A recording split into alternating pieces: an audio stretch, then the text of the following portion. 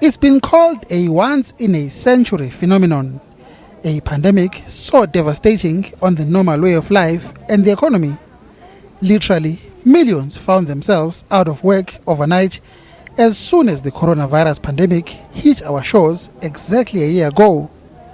Lives and livelihoods turned upside down. Close to 3 million jobs have been lost.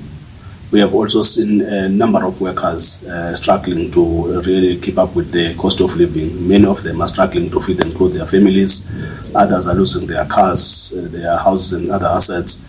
But what is even more devastating is that even the ones who are employed, we have seen wage freezes both in the public and the private sector, with the employers refusing to really engage in negotiations when it comes to salary adjustments.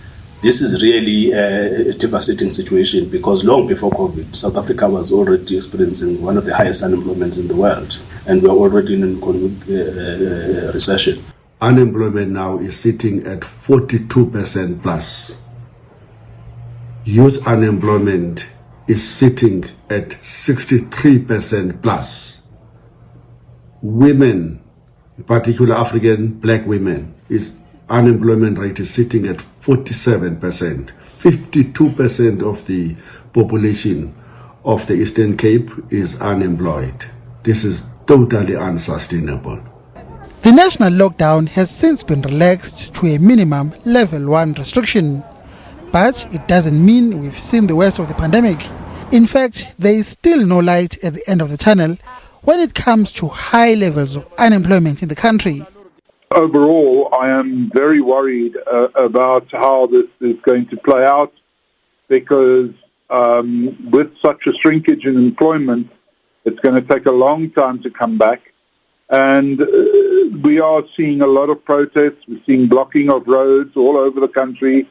We're seeing communities in distress.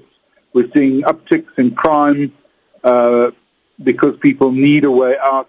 You see more beggars on the street. It is really, really worrisome.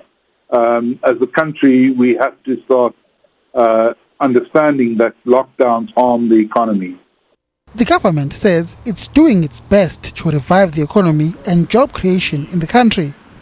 But with talk that a third wave of the pandemic is looming, there is just no way of telling which way things will go in the months and years to come.